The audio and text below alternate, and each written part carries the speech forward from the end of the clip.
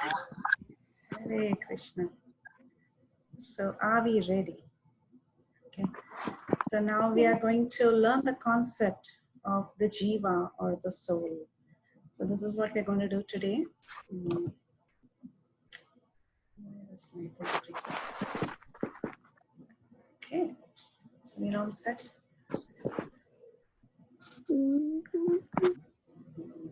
So as I was mentioning in the beginning, the 5 topics of discussion, they are Ishvara, which is God, Jiva, the soul, Prakriti, which is material nature, Karma, which is activities, and Kala, that is time.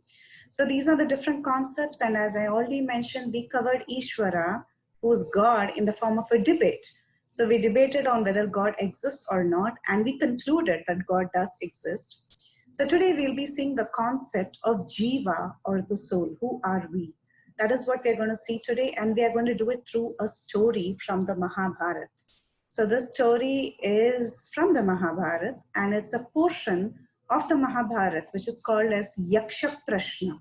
Okay, Yaksha Prashna was a conversation between a particular heavenly entity who was in the form of a Yaksha. Yaksha means these living entities are on a higher realm, between him and Yudhishthir.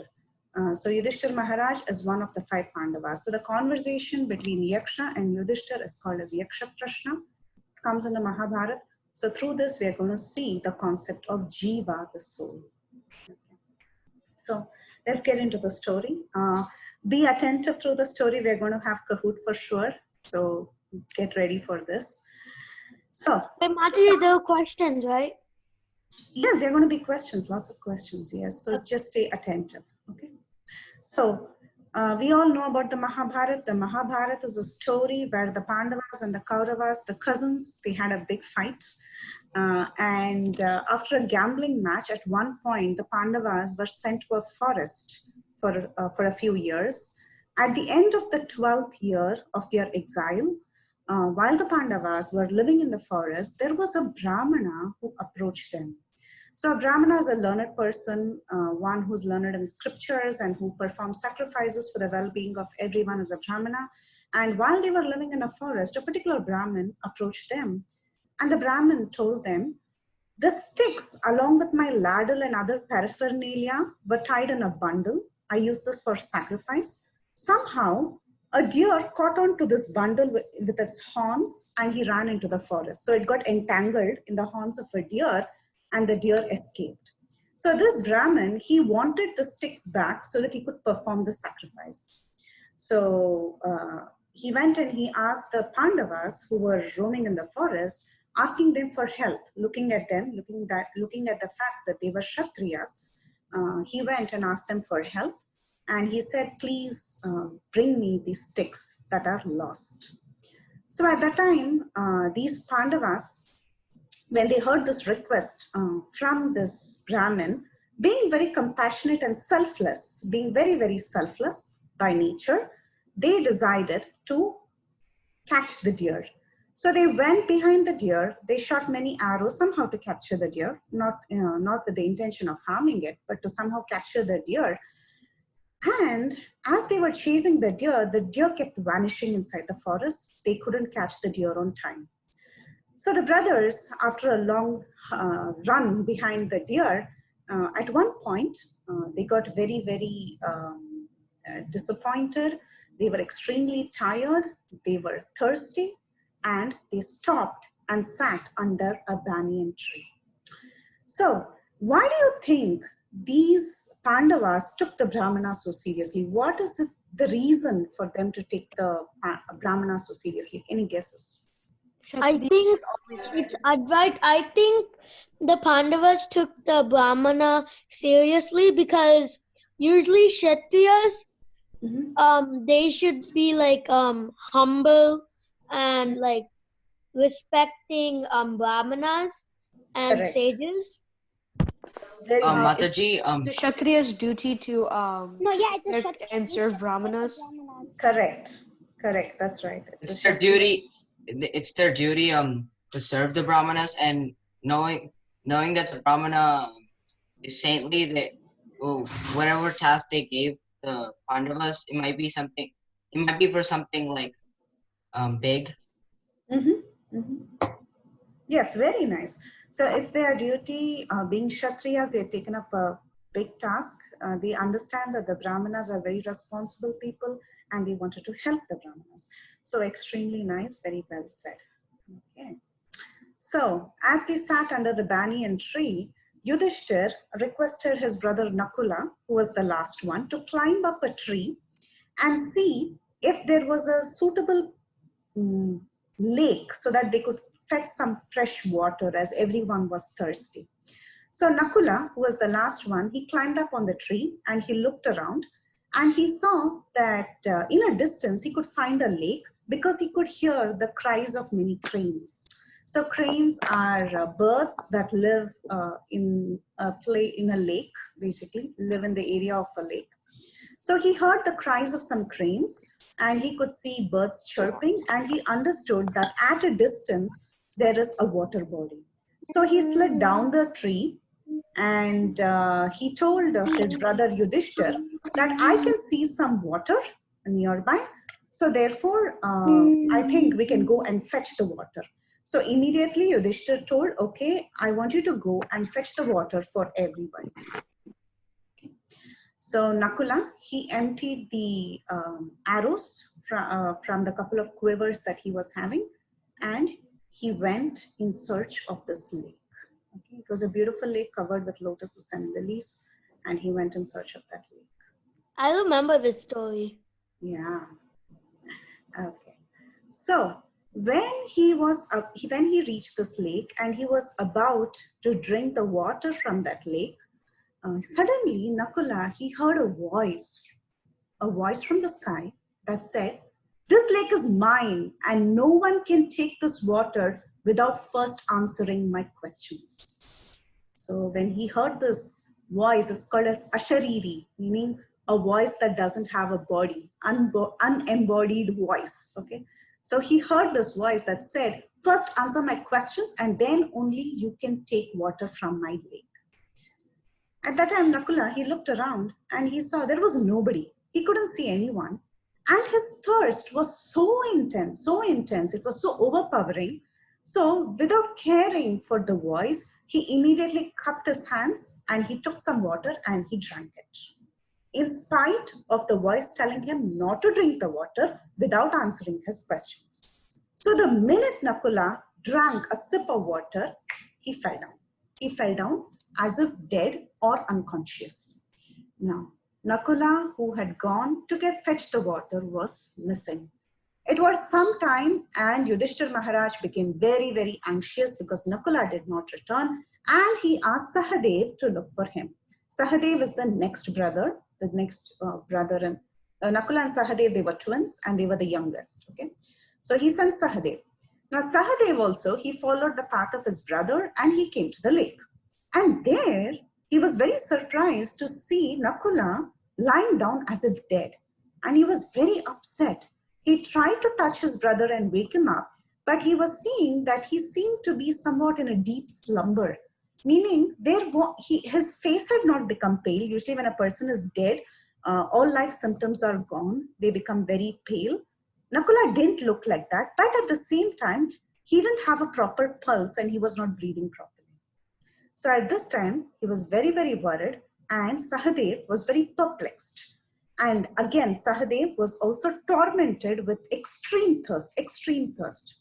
So therefore, he bent down and he went to the water and he took some water. At that time, the voice again came, the same voice. It said, "Stop, don't drink this water. First answer my questions before you can drink water." Sahadev saw that there was nobody around and he was oppressed by thirst, meaning the thirst was overpowering his situation. And he, without caring for the voice, he took some water and he was about to drink it. The minute the water touched his lips, he fell down as if dead. So the same thing happened both to Nakula and Sahadev, who were the two brothers. Okay. So now let's see what happened next. Next, after Sahadev had not returned for a long time, Arjuna, who was the next brother, was sent by Yudhishthir to go and see what had happened. Now, Arjuna also followed the path. He came there and he didn't see anyone. So he was very, very surprised to see both of his great brothers were actually fallen down like that as if dead. So when Arjuna went to the lake, because he was also thirsty, when he went to the lake to take some water, at that time, there was a voice again from the sky. And this voice said, "Oh Partha, don't even try to drink this water by force. It is my water and you can take it only if you answer all my questions." So Arjuna, he looked up at the sky and he said, "Who are you? First come in my presence, show me your face. Show me your face. Otherwise answer my arrows." So he looked around and he started shooting arrows like a proper Kshatriya. He released countless arrows and he filled the sky with arrows and darts and javelins. And at that time, the voice again spoke, saying, "You can't catch me like this. All your exertions are useless. There's no use shooting arrows aimlessly like this.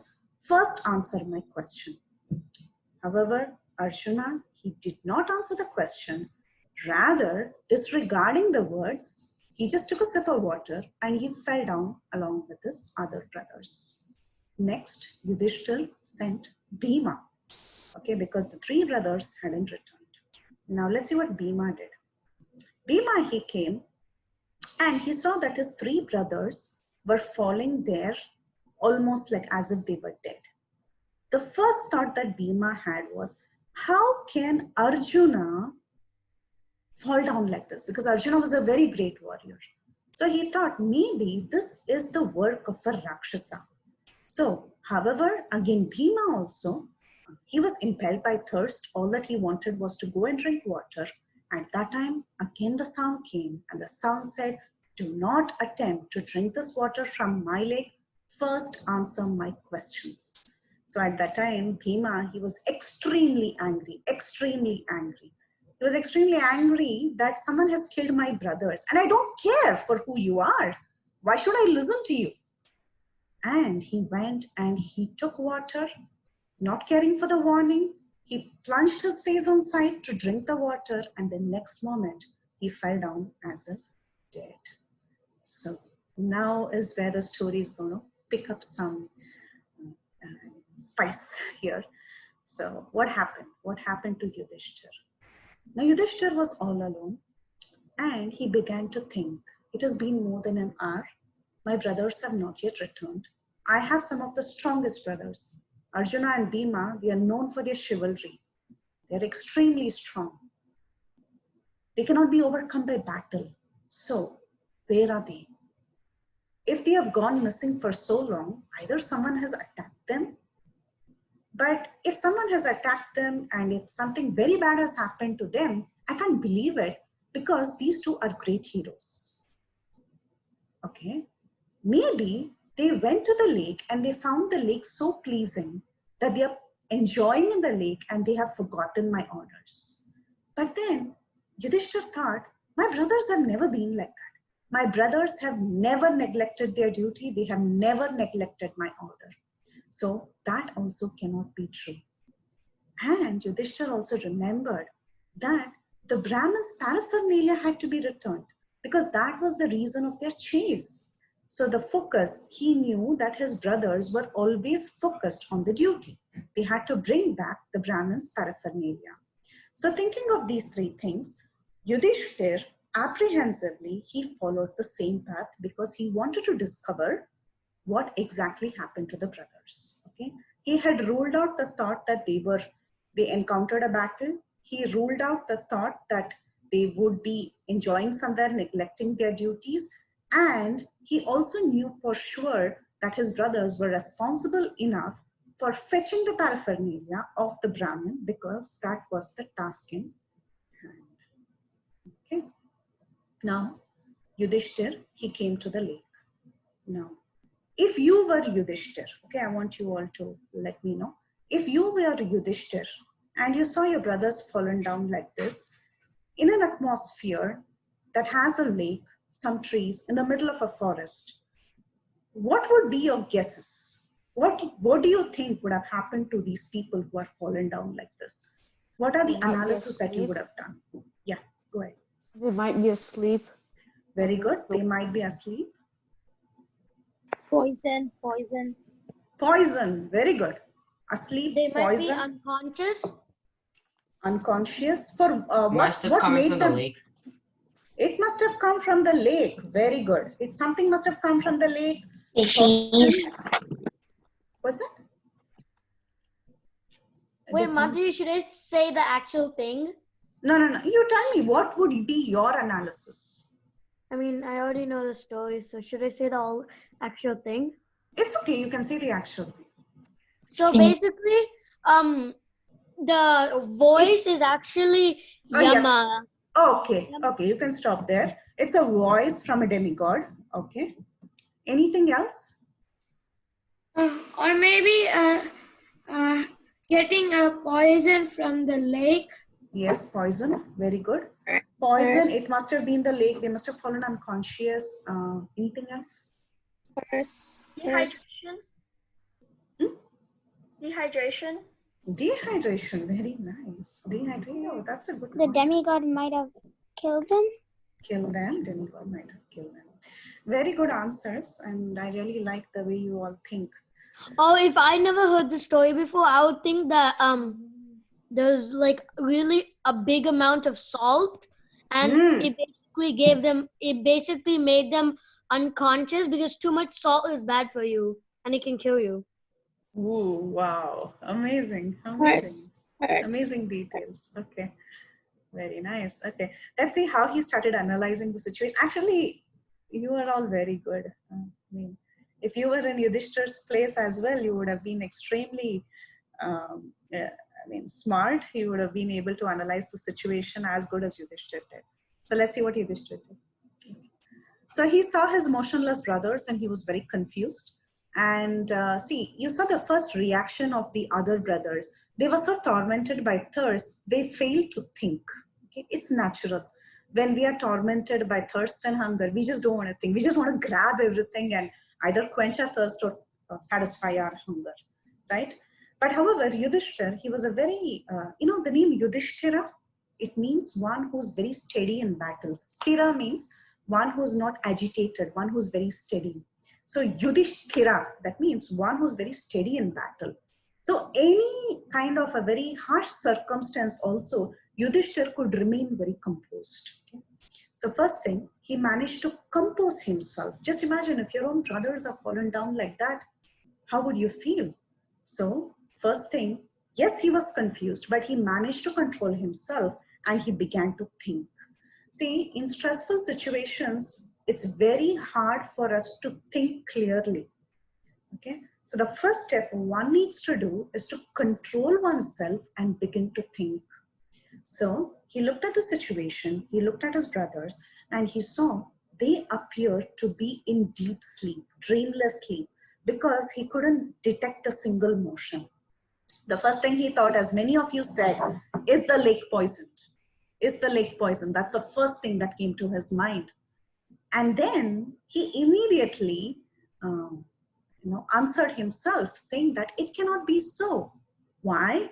Because Bhima is never affected by poison. Bhima had a boon. This Bhima, his brother, had a boon that he wouldn't be affected by poison when he was a kid.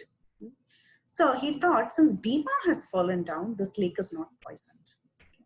Next, he thought, is it some higher power like the Asuras? Because Asuras are known to be very destructive and they are more powerful than human beings. So he thought, is it the Asuras? And then he looked at Arjuna fallen down and he thought, Arjuna cannot be conquered by Asuras because single-handedly he handled the Nivatakavachas. These are very, very strong Asuric people. Single-handedly, Arjuna was so dexterous that he could handle thousands of them. Next, he looked around and he was thinking, did anybody come and kill them? Okay, so he could see no footprints of any living entity. He could not see an animal. He couldn't see the footprints of anyone. So he could understand that there was no living entity or no enemy who came there to kill them. And interestingly, he could even find out there was no fight because there was no blood. Okay, there was no bloodshed, and Arjuna's arrows were scattered here and there. Now, seeing the arrows that were scattered, he was thinking, Arjuna, he would never discharge arrows unnecessarily. Okay, so that means actually there is no fight that has happened. So therefore, the only thing that he could conclude is that someone who doesn't have a proper body, meaning someone without a material body or a gross body, must have overpowered these brothers. So he examined them closely and he saw that they did not lose their features of life, meaning their color wasn't lost. So though they appeared dead, he could understand that the souls were still present. And he thought the only origin for the problem could be the lake. Like most of you said, it is the lake, maybe the salt, maybe something else. You said dehydration, but whatever it could be, looking at the surroundings, Yudhishthir immediately understood that it should be something in this lake. Okay, so that was the analysis of Yudhishthir Maharaj. So he had to go and check out what was there in the lake. So he went to the lake. He put down his armor and he went near the lake to jump into the lake or just fetch some water from the lake. At that time, he heard this voice. "Oh child, do not take the water. The lake belongs to me. If you want to drink, you must first answer my question." So the same voice, the same message again came up. Now Yudhishthir, he gazed around and he asked, "Who are you?" This is the first reaction. He was not angry like Bhima. He didn't shoot arrows like Arjuna. He didn't just go and jump into it and think, "I don't care about you." He didn't go and drink the water. He asked him a question. "Please tell me who are you?" Okay. At that time, this particular voice said, "I am a crane. I have the body of a crane. And I am living in this water that is covered with moss and fish. Your younger brothers, disregarding my warning, they took the water from here in spite of me warning them. Therefore, they have been brought under the control of death. Now, if you do not answer my questions, you are going to be the fifth victim." So Yudhishthir, he looked around and he was thinking in astonishment, how is it that a crane can put my brothers, who are the best of the warriors, to rest like this? So he asked the crane, "You don't seem to be an ordinary bird. So are you Lord Shiva? Are you some demigod like the Maruts and the Vasus? Please reveal yourself. And tell me, first of all, what is your desire? What do you want from us? Why is it that all of us are being affected by this lake? Tell me, what do you need?" So Yudhishthir Maharaj, at this point, he decided to have a conversation. He took a step back and he decided to ask the Yaksha what was his desire. So at that time, when Yudhishthir Maharaj gave importance and listened, when he listened to the crane, at that time, the crane transformed into a fearful looking being. And with his eyes that were really, really large, he was looking like the sun. And he said, "I am a Yaksha. I'm just not a bird, I'm a Yaksha." Now again, Yakshas are higher living entities. They can have bodies, they can disappear from having bodies, but they are higher living beings. So he said, "I'm a Yaksha, and it was me who apparently killed your brothers, and actually your brothers fell down because of their own faults. They were not listening. Okay, they fell down because of their own faults. This lake is mine, and you can take water from here only if you answer the questions that I have." So at that time, Yudhishthir Maharaj said, "I will not take something that belongs to you. You say this lake is yours. Why would I forcefully take it?" Yudhishthir Maharaj was very thoughtful. He was very, very thoughtful. He said, "I will not forcefully take the water when I know it belongs to you. I will first answer your questions because that is what you want. I will first answer your questions to the best of my ability, and then I will quench my thirst." So, what do you think were the faults of the other brothers as compared to Yudhishthir Maharaj? You can tell the name of the brother and tell their fault. There were Arjuna, Bhima, Nakula, Sahadev. So 4 of them, you can tell their faults and the name of the brother and tell their faults. Anyone would like to go for this? Mataji? Nakul and Sahadev's fault was that they ignored the yaksha. They ignored. Very good. Nakula, Sahadev. I think that all of the faults were, like everyone's fault was that they ignored the yaksha and wanted to quench their own thirst. Yes. Mataji, the So fault of basically they Arjuna were was that selfish. Mataji, the fault of Arjuna was that he wanted to use brutal force in order to stop the yaksha. Very good. Yes. Mataji, So, yes. Ignorance, brutal force. Very nice. Yes. working. Mataji, Nakula, his fault was, he thought he was really handsome. Uh-huh. Oh, that's a good one. No, that was when they were climbing to the peak in the very Yeah. end of their lives. It's still a fault. Yeah. So he was proud, you're saying. Okay. Very nice. Yeah, I mean, these are very valid points and these are going to be there in your Kahoot. So it's good that you're thinking on it. On each of the brothers, keep thinking. And your answers are right. There is no flaw in whatever you said. So, Mataji, yes. is it possible to take out the chat? Take off the chat. Oh, we need to do it at the beginning of the break room. Okay. Yeah, it's hard now. I know it's a headache to have the chat. Okay, we'll probably we'll do something about it by tomorrow. Okay. So now the yaksha, this is where actually the story begins only now. So far we have just analyzed the situation, but the story is going to begin now. Now yaksha, he was ready to ask questions and Yudhishthir said, I will answer your questions. Now yaksha prashna is actually a huge part of the Mahabharata. Okay, I mean more than 124 questions were asked by yaksha. We are only going to cover the first question of yaksha prashna. So the yaksha asked Yudhishthir. He knew that Yudhishthir was extremely thoughtful and he was very well learned and he was very wise. So therefore, yaksha prashna has some of the most intriguing questions and some of the best answers. Okay, the very first question that yaksha asked was about the soul, and that is the topic for today. Actually, when yaksha asked this question, you know how he asked this question? You see this text in purple here? That is the question he actually asked.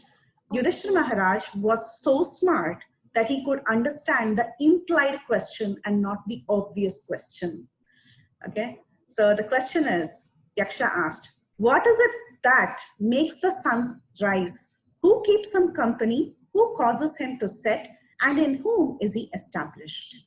What is it that makes the sun rise? Who keeps him company? Who causes him to set? And in whom is he established?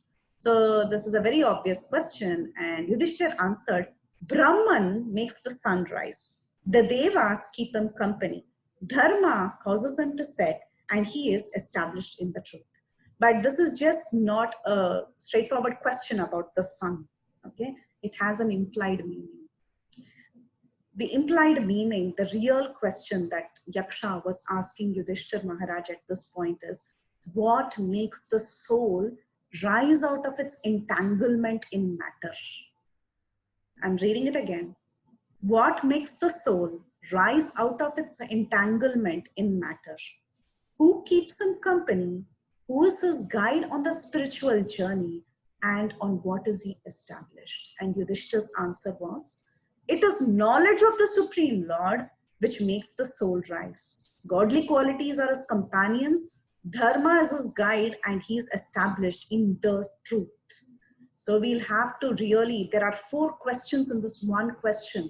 All the 4 questions are about the soul. I hope you're paying attention. This is a little complicated, but pay attention.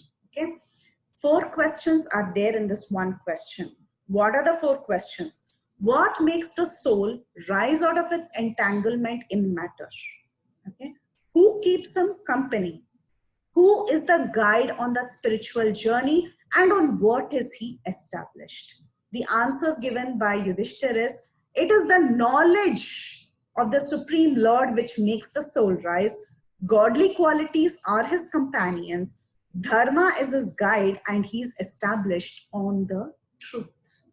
So we are going to make this into 4 parts and understand about the soul in great detail. Okay. Now, I think all of you know this. Who are we? Who are we? Are we body or are we soul? Soul. Soul. Okay. So when I say my hand, that my is me, the soul within this body, right? So there are several analogies given in in our commentaries to the Bhagavad Gita. Like for example, a bird in a cage. So the bird is important. You're supposed to feed the bird and not just polish the cage. The cage is like the body and the bird is like the soul. Okay. If we just keep polishing the cage and forget to feed the bird, then the bird is going to die. So therefore, the soul and there's within. no use of the cage. Yeah, and there's no use of the cage. Perfect. Very well said. Yes. The next one is the car. So without the driver, the car is useless. You can't do anything with the car. So the car is like the body and the driver is like the soul. Remember these analogies again for Kahoot. Okay. Next, you have a person here. He's well dressed. Okay. He's very well dressed. He's wearing 2 shirts. So the dress that a person wears is like the body, and the person inside, the person itself is like the soul. So the soul is always the same, but the dresses could change, meaning the bodies can change. So these are some analogies to describe the difference between the soul and the body. We have seen 3 analogies. Keep them in mind. So basically, we are different from the body. Soul and matter differences. Okay, so I think most of you know this, but it's a good revision. And remember this because we have to understand how the soul rises from matter. That is the first thing that the Yaksha Prashna has, right? What makes the soul rise above matter? That is the first part of the question. So let's see the difference between the soul and body. So do you think the body is matter or it is spiritual? What is your opinion? It's matter. Matter. Body is matter, soul is spiritual. Okay. Oh, I thought you asked for a soul. Oh, I'm sorry. I'm sorry. Body is matter, soul is spiritual. Okay, sorry for that. Okay. So now let's see the differences. The soul is conscious. Okay. It is eternal and full of bliss. Eternal means it's permanent. It never dies. It's always happy and it is conscious. It is aware. Okay. The matter, the body, which is made up of your eyes, nose, ears, your hands, legs, everything, all this is dull. Okay, it is dull matter. It is not eternal because the body keeps perishing from time to time, and it is not blissful. How can you say something that is insentient to be blissful? Sentient means that which is alive, okay? Meaning that which has chit or consciousness. Okay, so the body doesn't have consciousness, so definitely it is not blissful. Next, the soul doesn't undergo any change, whereas the body undergoes 6 changes. What are the 6 changes? We are born, we grow, we become old, we have some problems, and we die. Okay, so we are subject to several changes in the body. Like your photograph when you were 5-year-old is going to be very different from the photograph that you're seeing today when you're 12 or 13-year-old. So definitely the body is undergoing changes. Even your parents, if you see, when they were babies, they looked very different, and today they look like a big man or a big woman. So therefore, the body is undergoing changes, but the person inside, the person itself doesn't change, right? It's the same person. You are the same. When you see a photograph when you were 2-year-old, you're the same person. You're the same Advaita, or you're the same Aditya, or you're the same Ashutosh, or you're the same Anish. All of you are the same, but just that the body has changed. The soul is indestructible. The soul can never be killed, but the body can be. The body is subject to death. So we saw the case of the shirt, right? So the shirt can change, okay? But the person just goes from one body to the other. The person is the soul. So the soul moves from one body to other, just like changing garments. We have seen that analogy. And the body is just a vehicle for the soul. It's like a container for the soul. So what is it that keeps the body alive? It is the soul. Once the soul leaves the body, a person is considered dead. Okay, so keep this in mind, and then we are going to see that there is such a close contact and identification of the body as the self. So it is very hard for us to transcend matter, meaning because we are encased inside this body, the soul is within the body, there is a very close contact, very, very close contact. Therefore, we identify ourselves as matter. We identify ourselves as body. Okay, just like in a car accident. Okay, two cars, they come and hit each other. What do you think the person will first say? He'll say, "Why did you hit me?" He will not say, "Why did you hit my car?" He'll first say, "Why did you hit me?" Because he's identifying so closely with that car. Similarly, we as souls, we identify closely with our body. So therefore, we think the body to be the self. Okay. So therefore, it is so difficult to transcend matter. Now, Yaksha's first part of the question was, how does one transcend matter? And the answer that was given by Yudhishthir Maharaj is that one can transcend matter through knowledge from the Vedas or knowledge from the scriptures. So therefore, proper knowledge can burn up all the distress of this material world, and it is going to make the soul rise. This is the first part of the answer. So this knowledge, it is compared to two things in Bhagavad Gita. One is, it's compared to a forest fire, and the second one, it is compared to a boat in an ocean. So if you are swimming in an ocean, an endless ocean, the only escape for you is if there is a suitable boat. So with the assistance of a boat alone, you will escape from being drowned in an ocean. So this knowledge, transcendental knowledge, is compared to a boat. Not only that, it is also compared to a forest fire, because a forest fire can burn all the distresses. It can burn everything. So like that, it can burn all the sins. It can burn everything. So like that, knowledge can burn up all the sins that we have, just like how a forest fire burns up everything. So only from the assistance of Shastras or knowledge from Vedic scriptures can we understand who we are and can we understand who is God. So it is possible only through knowledge. Where does this knowledge come from? It comes from scripture, because scripture is the only thing that is going to show us who God is and who we are. Okay. Now, here you see there's a very famous quote that says, ignorance is the cause of our bondage and knowledge is the cause of liberation. So knowledge is the cause of liberation means until you develop knowledge, you cannot get liberated. Meaning you cannot get rid of this conception that I am my body. To get rid of that conception, you need proper knowledge. So where do you all think you would be getting this sort of transcendental knowledge? Can you name any source from where you can get this knowledge? Vedas? Yes, Vedas, The that is Bhagavad- correct. Bhagavad Bhagavad Gita. Gita. Scripture, Bhagavad Gita. Very nice. So definitely transcendental knowledge is described in great detail in the Bhagavad Gita.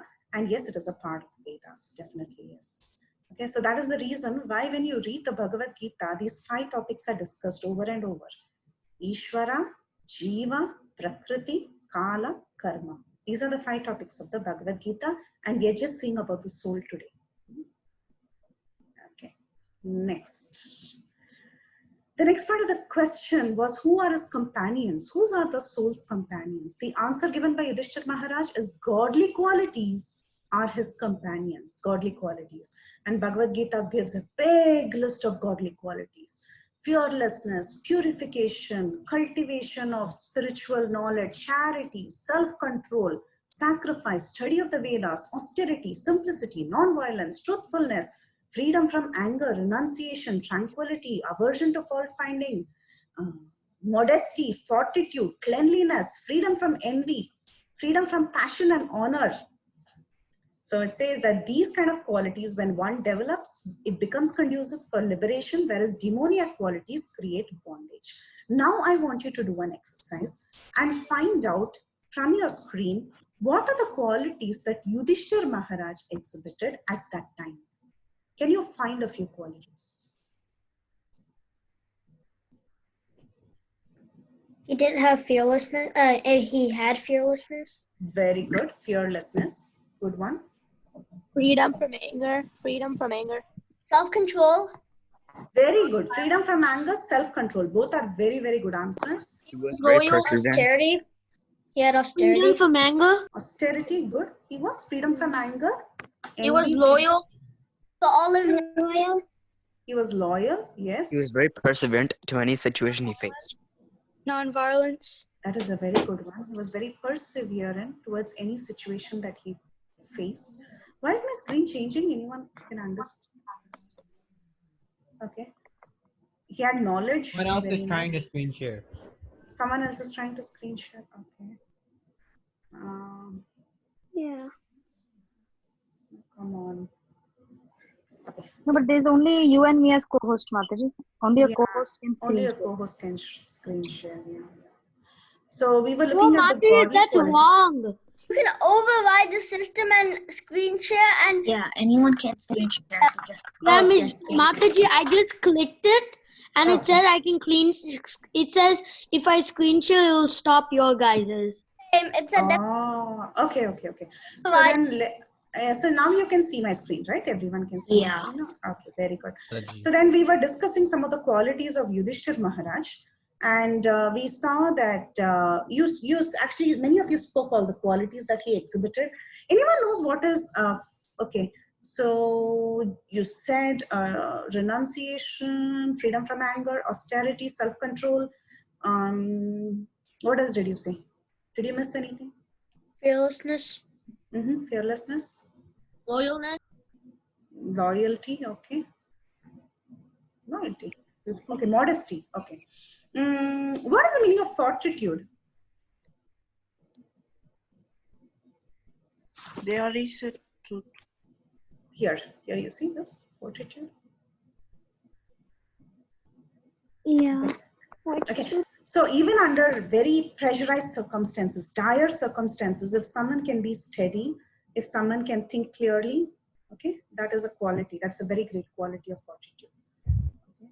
So that also he exhibited, which you, in one sense, it is also covered in the other qualities. He was tranquil. Someone said tranquility.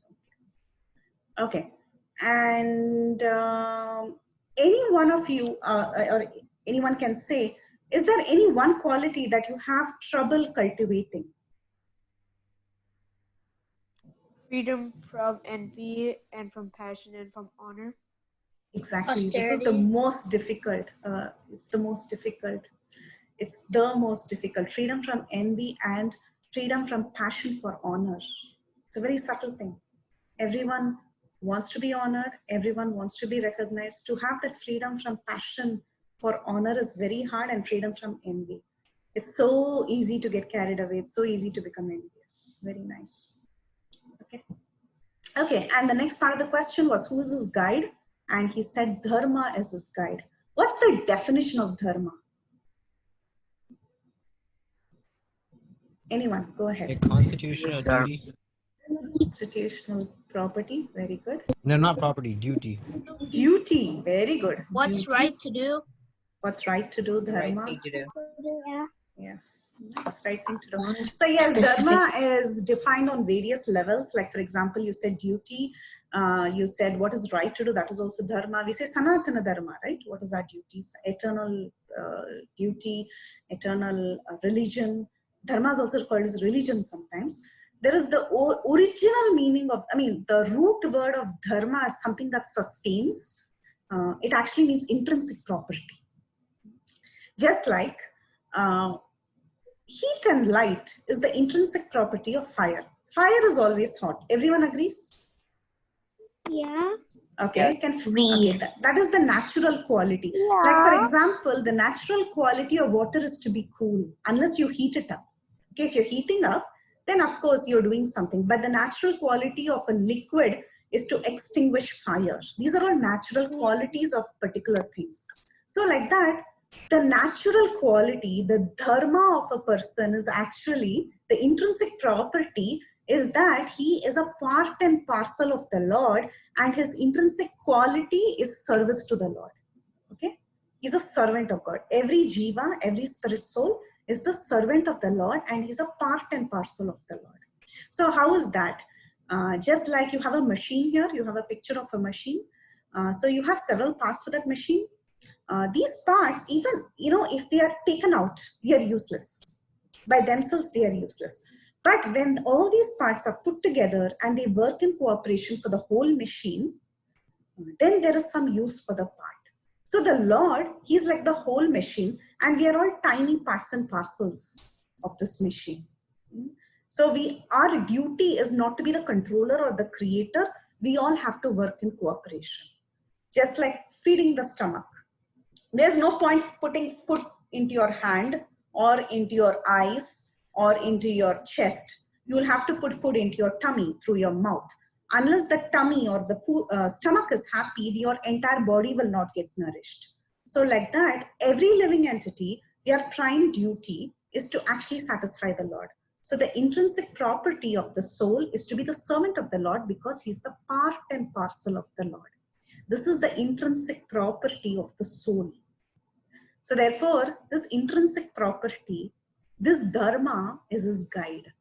So this is the guide for the soul. He should know his property. He should understand who he is, what he is expected to do.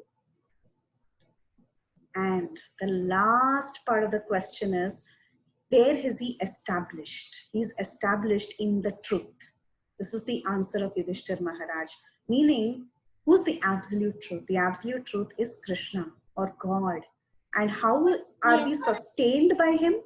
We are sustained when we understand him through devotional service and surrender. So therefore, this is a very famous quote that says, if one renders even a small amount of devotional service, Krishna becomes obliged to elevate such a person. What is our problem here? How does soul elevate above matter, right? So when we perform this devotional service, which is actually the way to attain the absolute truth, at that time, one is elevated from his position. Krishna becomes obliged to elevate such a person. What to speak of when one has dedicated his entire life to Krishna's service? Even little service, Krishna becomes obliged to elevate you.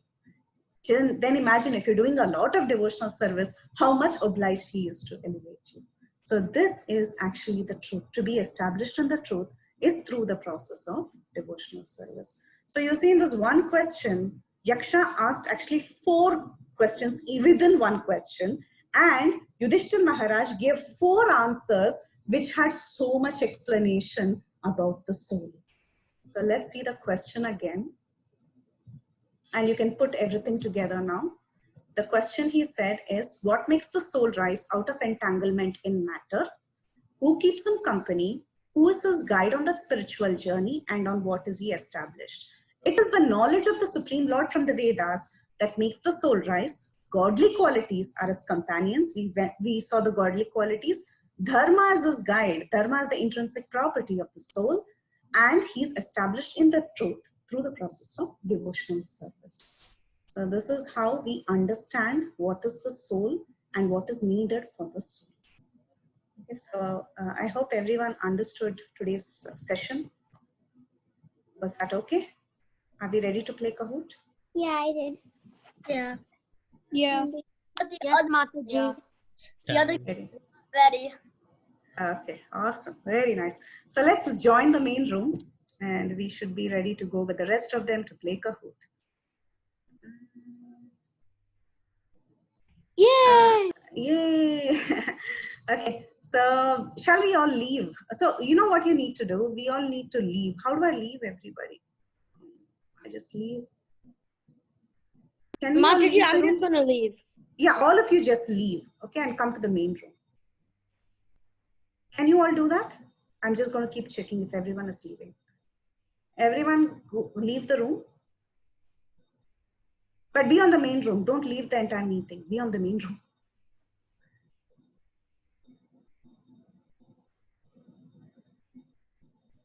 Mataji, it's a leave meeting if we do that. Oh, they're leaving the meeting? Yeah, it says leave. If you just click the leave, it says leave meeting. Then I think they will have to join again. Can It you doesn't.